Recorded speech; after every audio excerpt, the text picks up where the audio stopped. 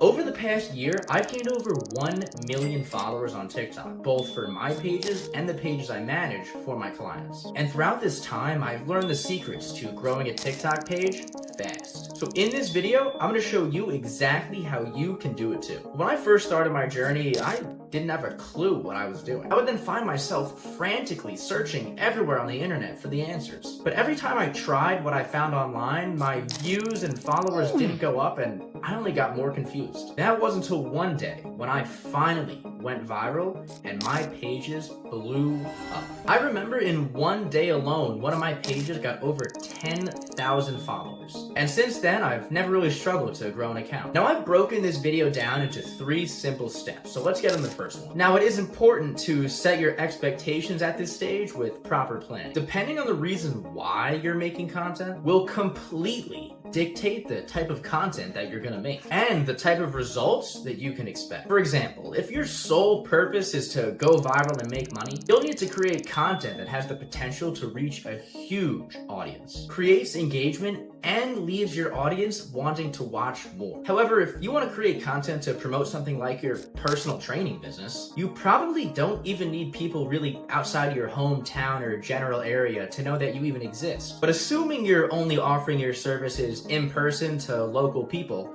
the content you'll be creating is drastically different. Now, I'm not saying there's a right and a wrong style of content to make. What I am saying is use the fact that there are different types of content to manage your expectations accordingly. That being said, there are some fundamentals with any TikTok video that has views, and you'll need to follow these regardless of your goal. I'll be covering these fundamentals a little later on in this video. Anyways, once you've decided on the type of content you plan to create, it's time to find content to take inspiration from. When you're starting out, or even if you've been doing this for a while and you're just not getting views, don't make things more complicated than they need to be. Using my example from earlier, if I wanted to promote my services as a personal trainer through content creation, I would look within the gym and even personal training niche to see what type of content has been performing best over the past few weeks. Not only that, I would also study content made by personal trainers, whether they're local in my community or really located anywhere around the world. Assuming, of course, that it's getting views and getting them clients. Something that will only help in this process is doing something called hacking your For You page. What I mean by that is I will go and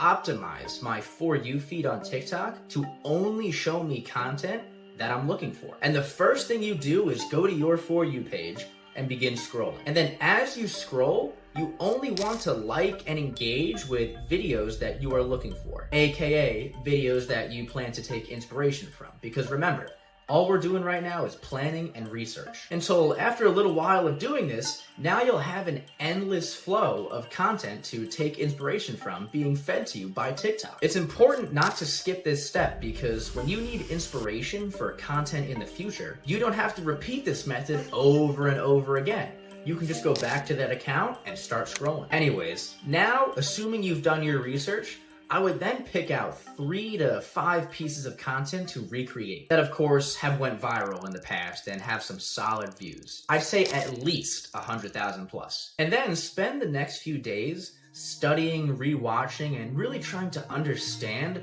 why those videos did so well. But the thing is, I know at this point you're probably asking yourself, well, what do I even look for? So let's move into step 2.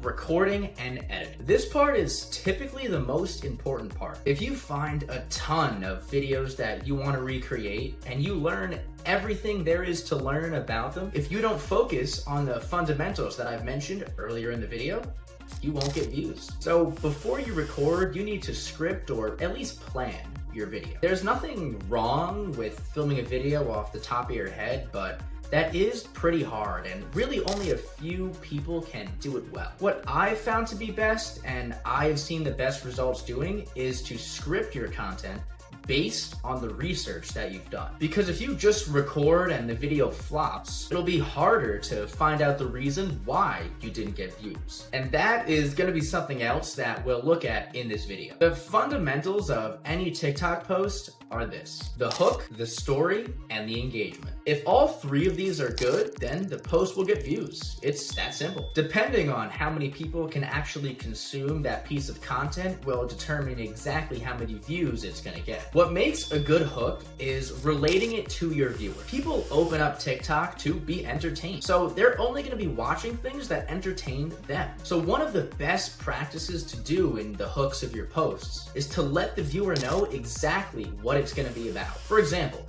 which sounds more appealing? A hook of a video where it's someone saying, doubling your bench press max, and then just getting into the video. Or something like, how you can double your bench press max in 30 days. Not only is the person making the video speaking to exactly who they are making the video for, they are also telling that person exactly what they will get by watching the video. Now, a good story and a good body is where you have to be entertained. Because like I said, people open up TikTok to be entertained. So now that you've got their attention by having a strong hook, you need to keep, and to do so, throughout the body of your video, there's a few things I like to do. One is I like to control my tone of voice a lot to make sure people always understand what's going on with what I'm saying and can feel the emotions that I'm trying to convey. I'll adjust my tone of voice accordingly. And now you want to get some comments and follows. And there's two main ways you can do that. You can do that through a call to action and controversy. Once you've recorded and edited,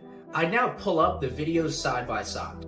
The video you just made, as well as the video that you took some inspiration from. Every time I do this, I can almost immediately tell if it's gonna get views or not. It's really important to note as well that we're not looking to copy the video that you're comparing it to. We're looking to take inspiration from it, which is completely different. And not only that, your audience might see your video and think it's the one that they already watched. This is the part of the process where you will need to flex some creative muscles because it's really not that easy to get views. Another thing that I'll mention is just because you've taken inspiration from a video and improved upon it doesn't mean you'll get views. But that is where step 3 comes into place.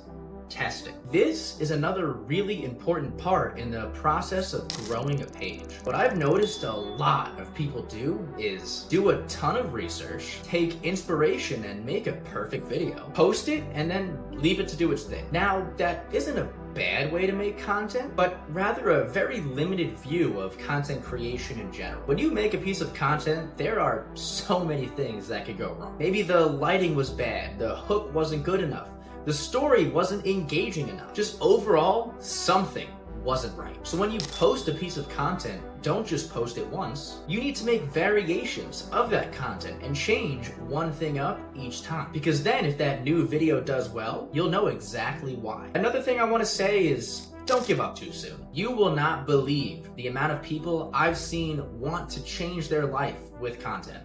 Show up for 2 weeks and then they're never to be seen again. When you're running a page, I would recommend posting content for at least a month before moving on. The thing is, blowing up a TikTok page isn't easy. It's about a connection between creator and consumer. Speaking of which, if you've enjoyed this video, make sure to subscribe for more TikTok tips and definitely check out this video right here.